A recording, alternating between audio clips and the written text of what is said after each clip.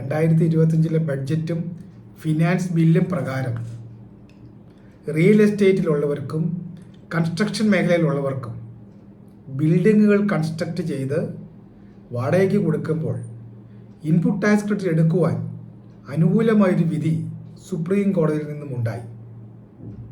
Safari റിട്രീറ്റിൻ്റെ കേസിലായിരുന്നു ഈ അനുകൂലമായ നിലപാട്. അതായത് കൺസ്ട്രക്റ്റ് ചെയ്ത് ബിൽഡിങ്സ് വാടകയ്ക്ക് കൊടുക്കുമ്പോൾ അല്ലെങ്കിൽ ലീസിങ്ങിന് കൊടുക്കുമ്പോൾ ITC എടുക്കാം എന്നുള്ള ഒരു അനുകൂല നിലപാടായിരുന്നു സുപ്രീം കോടതിയുടെ. ഈ നിരീക്ഷണത്തിൽ കോടതി കണ്ടത് പ്ലാന്റ് ഓർ മെഷീനറി എന്നുള്ള ഒരു വാചകമായിരുന്നു ഈ പറഞ്ഞ GST നിയമത്തിലെ സെക്ഷൻ 17(5)(d) പ്രകാരം.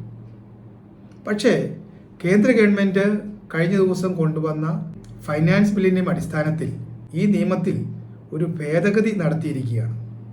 അതായത് പ്ലാന്റ് ഓർ മെഷീനറി എന്നുള്ളത് പ്ലാന്റ് ആൻഡ് മെഷീനറി ആക്കുകയും ഇത് പ്രകാരം എലിജിബിൾ ആയിട്ട് വന്നിരുന്ന ഒരു ഇൻപുട്ട് കൊമേഴ്ഷ്യൽ ബിൽഡിങ്സിനും കെട്ടിടങ്ങൾ മാളുകളും പണിത് വാടകയ്ക്ക് കൊടുക്കുമ്പോൾ എടുക്കാമായിരുന്ന ഒരു ഇൻപുട്ട് ഇപ്പോൾ ഇന്നെലിജിബിളായി വന്നിരിക്കുകയാണ്. അതായത് ഇൻപുട്ട് ടാക്സ് ക്രെഡിറ്റ് എടുക്കാമെന്ന സുപ്രീം കോടതിയുടെ വിധിയെയും മറികടന്നുകൊണ്ടാണ് നിയമത്തെ ഇപ്പോൾ അമെൻഡ് ചെയ്തിരിക്കുന്നത്.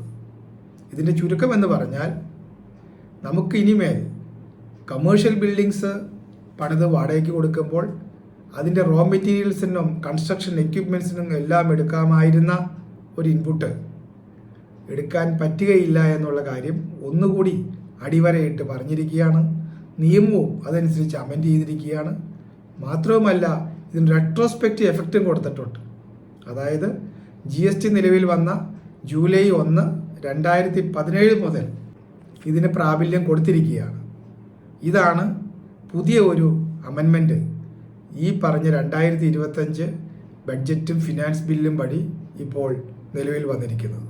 Thank you.